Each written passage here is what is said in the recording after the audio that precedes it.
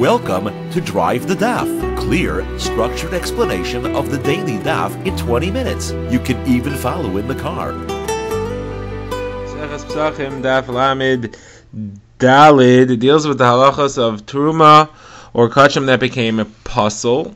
The Gemara has two main sugis here. The first is when Truma becomes puzzle, but you take those plants or those fruits and you replant them, what happens to them halachically? What happens to their tumah when they are reattached to the ground? The Gemara will have a statement on that, and the Gemara is going to try to find the chiddush. The search for the chiddush will take us into another sugya, which is that of the hesech hadas of truma. We're supposed to guard truma. If we don't guard it, then it becomes puzzle. What is the psal? How does that work? Machlokes Amoraim, and we'll have a number of proofs to that side. Okay, so first of all, the Gemara, we're starting a few lines in. The Gemara says that Abaye bar Avin and Rav Chananya bar Avin both learned the halachas of Truma in the yeshiva of Rabbah. And then they met Rabbah bar Masa and he said, can you tell me the pshat in Trumais, what did Rabbah say? So they said, what's your kasha? What is it that you want to know about? And he said, I'm bothered by the following Mishnah, which says if you take Truma plants, Rashi says it's cabbages or onions, you take plants and you plant them in the ground. Now these plants were truma timea, which means that obviously a Jew is not, a Yisrael is not allowed to eat them because they're truma, and Kohen is not allowed to eat them because they are tamei. Now what is the halacha of these things? So by attaching them to the ground, they lose the status of food, and therefore they lose tumas oichlin to the extent that they can no longer make something else tamei. When you have foods that are tamei, they can pass tuma along. By planting them in the ground, they become reattached to the ground and they lose the halacha of foods and they can't pass tuma onward. However, you're still not allowed to eat them. So he says, so my kasha is, how could that be? If they're not food anymore and they're not passing tuma further, you should be allowed to eat them. Why would you be forbidden to eat them? What's the pshat? So he said, well, this is what Rabbah explained to us. He said that these fruits actually lose their tumah completely. They're not food anymore, and they lose their tumah completely when they are replanted. What is the reason that they're forbidden to eat? It means that they're still truma, and it's forbidden for Yisrael to eat them. So he said back to him, what kind of chiddush is that? That we see explicitly in the Mishnah, that when you replant something, its truma status does not come off. Now, the Gemara says, maybe you'll tell me that it's talking about a higher level chiddush than what you've seen in your Mishnah. When you replant truma, the truma status comes off. Now, let's break down the issue of truma that has been replanted, and let us see if there is a bigger chiddush in Rabbah's statement that we could see from the Mishnah that's being brought. So there's two variables in truma that's being replanted. Number one is, what are we talking about? Is it the fruit itself that we want to know if it's still truma?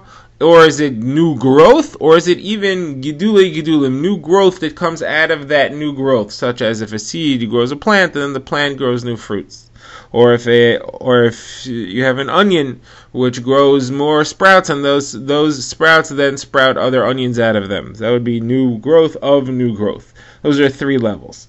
The other variable is what happened to the original thing that you planted. Did that rot away and disappear, or is that still there? If it rotted away and it disappeared, obviously it's more likely that the new thing is not truma. Also, the further along the growth level you are, the more likely it is that your new thing is not a truma. Now this also applies to another halacha, and that is tevel. That is, if you have something which is already chayiv in meiser, it was already processed in the granary, it's already chayiv in meiser, and then you go replant that. So this thing is tevel now, it's forbidden to eat. It's already chayiv in meiser, it's forbidden. The question is, by replanting it, does that halacha of tevel come off? And now it's not chayiv in meiser. Now, you would then be allowed to eat it as long as it's not processed, meaning it's the processing that makes it chayiv in meiser. If you don't process it yet, are you allowed to eat this? So these are two questions. Does replanting take off the halacha of truma? Does replanting take off the halacha of tevel?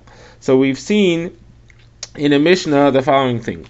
We've seen that as far as tevel is concerned, so if the original seed rots, then it's mutter.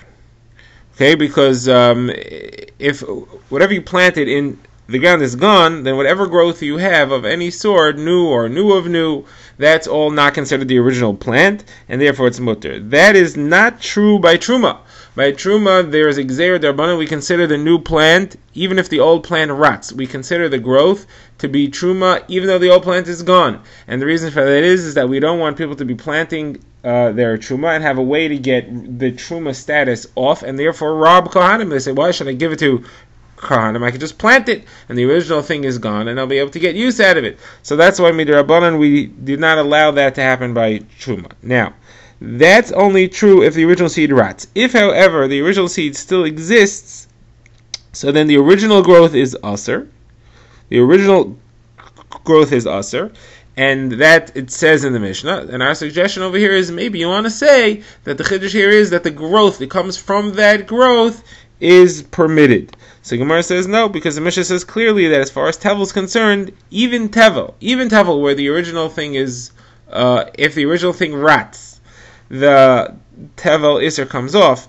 But if the original plant is still there, both the growth and the new growth of the new growth, all those levels are all usher. And therefore, as far as truma is concerned, it would certainly stay truma as well. That couldn't be the chiddush over here.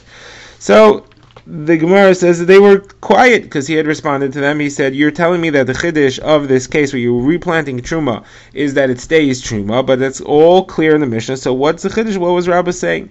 So Gemara, right? What would be the chiddush of this brisa according to Rabbah? The brisa which says that when you replant it, it's usher to eat, is not saying anything. So that couldn't be the pshat. The pshat has to be that it's usher for a kohen to eat because it's tamei. And I'm back to my question: why doesn't the tumah come off when you replant it? Just like you say that it cannot be even tamei anything else. So they were quiet. So they asked him, did you hear anything about it? So he said, I heard Rav Shesha said the following. Rav Shesha said that it's the reason you're not allowed to eat it is not because of the tumah, it's because of a different psul. It's a psul called hesach hadas. We have a halacha that you have to guard truma, you have to pay attention to it and make sure that it stays tahar. If you're meisiach das, if you lose your attention to it, then it becomes pasul. So the Gemara says there's a machlokes between Rav Yochanan and Reish Lakish. When you lose your attention to it, why is that psul? Is it because you're afraid maybe you became tamei while you weren't looking? If that's the case, then there's no psul here. This is already tamei. The concern that it wasn't guarded and therefore became tamei would not make things worse. And just like the tumah comes off when you plant it, the possibility that it may have become tamei doesn't get any worse, and your hesach hadas doesn't change anything. So according to that opinion, I have no explanation. However, according to the other opinion, that there's a psul called hesach hadas, that if you don't pay attention to truma or to kachim, and you don't take care of it and make sure that it doesn't become tamei, there's a new psul. The psul is you weren't paying attention. Even if Eliyahu Hanavi comes in and tells us it never became tamei, the fact that you weren't paying attention is a new created psul. And therefore, even here where the tumah comes off, the psul, the fact that you didn't pay attention, still applies. And that's why even kohanim are not allowed to eat it, because of hesach hadas. So now, that would be my explanation. The Gemara now says, let's go more deeply into this machlokes. It's a machlokes between Rabbi Yochanan and Reish Lakish. What is the psul of hesach hadas? What's the problem if you're not paying attention to it? Rabbi Yochanan says the only psul is that it's tamei. We're afraid it might be tamei. If Eliyahu Hanavi would come and say, no, it's not tamei, it would be fine. Reish Lakish says, no, it's its own independent psul. It may be created because you have to guard it from tumah, but if you didn't pay attention, even if you know for sure it did not become tamei, the fact that you didn't pay attention is a psul in and of itself. Now the Gemara has two proofs in this machlokes. Both of them are going to be from halachas of karbanos. In each case, we'll have a discussion of a psul, and we will have to prove that the psul that's being discussed is actually hesach hadas. So the first case is a quote of brisa, which quotes the Tana Rav Yishmael ben Yishmael ben Broicha.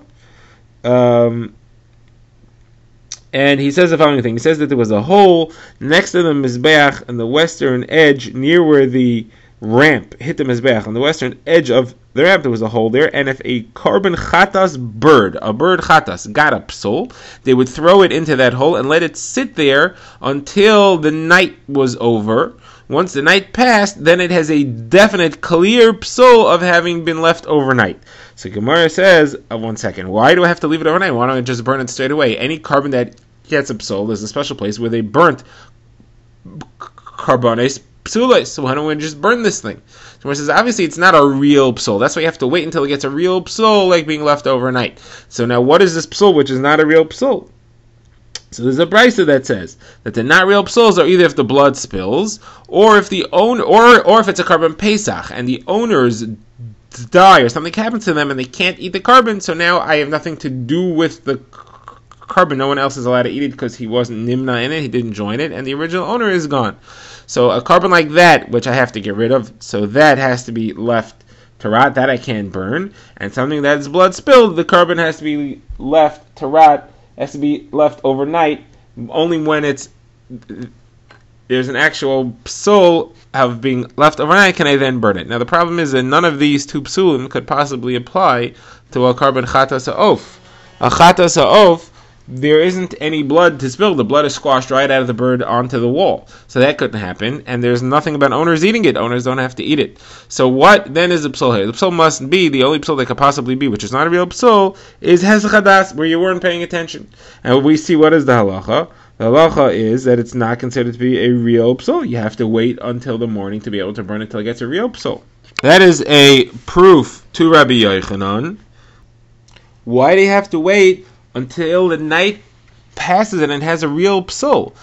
If hesach hadas is a real psul in and of itself, I should be able to burn it without having to wait and leave it overnight to get another psul. Obviously, hesach hadas is not a real psul. Hesach hadas is concerned that it may have become tummy, but you can't burn carbon which may have become tummy. Maybe it's not tummy. That's why you have to leave it overnight and wait until it gets an additional psul of spending the night. So that's a proof to Rabbi Yochanan that is not a real psul. It's just a concern for Tumah. So Rish Lakish answers and he says, no, this brisa is the opinion of of a Tana that was taught by Rabbi Bar Avua, who says that even a real psul, you still have to leave it overnight, even if it's pigul, which is as bad a psul as you can get. Still, you have to leave it overnight. Okay, the Gemara now has another proof, and this proof is from a carbon that got separated from its blood. The halacha is that the blood of karbanos goes on the mizbeach, and then that permits the rest of the actions that apply to the meat of the carbon itself. Some go on the mizbeach, some are eaten, whatever it is. So the Gemara says, what happens if the carbon disappears? It gets psul. The meat gets psul. What happens to it? So the wording here is it becomes tamei, or it gets psul. Doesn't say which one, or it goes outside of the azara, and it's a type of carbon which is not allowed to. So what do you then do with the blood? The carbon's gone now. What do you do with the blood? Should you put the blood on the mizbeach or not? We know that if the blood is gone, you can't use the carbon. Question here is, where the carbon's gone, what do you do with the blood? So the Gemara says the machlok is between Rabbi Eliezer and Rabbi Yeshua. Rabbi Eliezer says you should put it on the mizbeach anyway. Rabbi Yeshua says you shouldn't. But he does agree that if you do put it on the mizbeach, it works. The carbon is considered a kosher carbon, whatever its purpose was, let's say as a kapara or something, that counts. And that's okay. So the Gemara says, now, whenever we say that you shouldn't use a carbon, and it counts, usually that means that it was tamei, and the tzitz that the Kohen Gadol wore makes it kosher b'di eved. If you did it already, and it happened, then it's okay. Now, here, what are the psulim? So, tamei is listed explicitly. So, what does it mean when it says psul? What could that psul be? So, if it's a real psul, then the tzitz wouldn't be able to help anything. It shouldn't be okay b'di eved if you actually put the blood on the mizbeach. It shouldn't be okay. It must be that it's some type of tumah psul. What could that be? It's got to be that it was hesach hadas. You don't know if it was tamei or not. Now, if you say like Rish Lakish that it's a real psul of its own, again we're back to the problem. Why should the tzitz of the Kohen Gadol help and make it okay b'di'evid? It must be that it's a type of tumah psul, and Rav Yochanan is correct. So the Gemara says Rish Lakish will answer and say, no, what happens when we say here psul, we mean that it was touched by its full yom. Somebody who went to the mikvah and he's waiting for the sun to set so that it gets real tahara, he has a low level of tumah. In the meantime, he would do what's called psul. If he touches the carbon, it's often called psul. So the Gemara says, but that's the same as tamei. It says tamei on the list of things here already, and that's a type of tumah. So Gemara says, no, so it lists tumah twice. There's regular tumah and there's full yom tumah, but we're not talking about hesach hadas. Now the Gemara reverts back to our original question. Why is it that if you have truma tameya and you replant it, the tumah comes off to some extent. You can't plant, it can't be matame anything else, but you're still not allowed to eat it.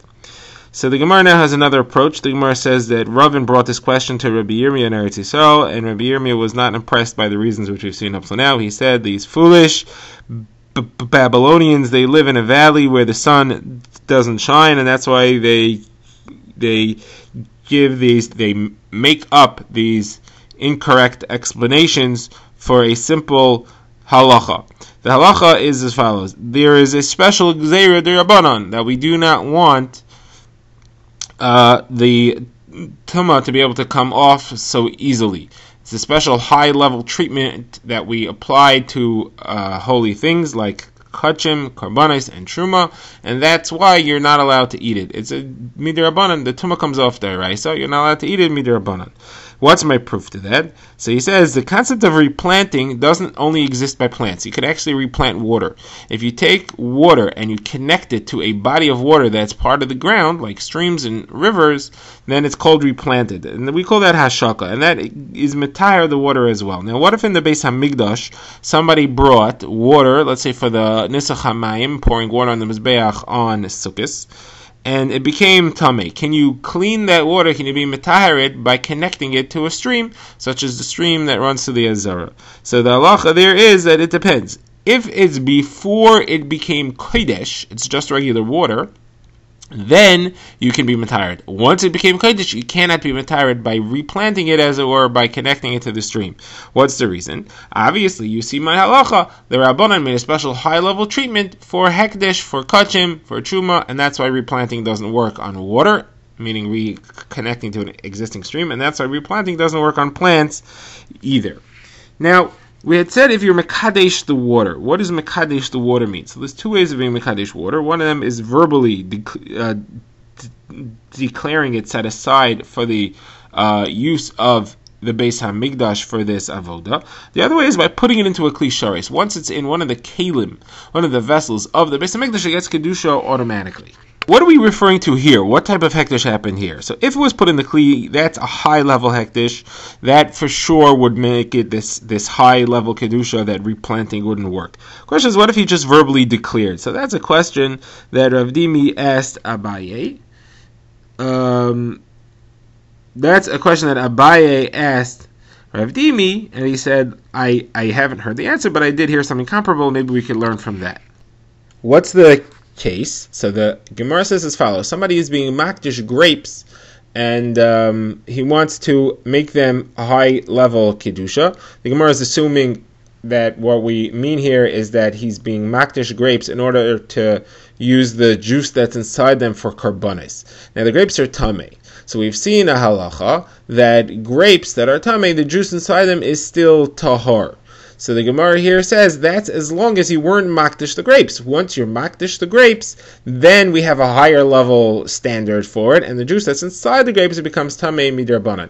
If, however, you would squeeze the wine out of the tamei grapes first, and only then be makdish it, then the wine is already separated from the grape, and it's already removed from its tumah before it becomes hekdesh. The higher level never applies to it. It stays tahar, and that would be okay. So here you see clearly that there is a higher level of tumah that's applied to these grapes. Now, how you makdish grapes? If you were makdish them by putting them in the kli shares, the vessels of the Beis HaMikdash, they wouldn't be makdish them. Only wine becomes kodesh when you put it in the kli, because you can only do nisach yayin with a kli when you got wine in there. Grapes being put in the kli is not makdish it. It must be that he was makdish it verbally, and you still see that a higher level kedusha applies even for a verbal hekdesh, not an action hekdesh of putting it in the kli.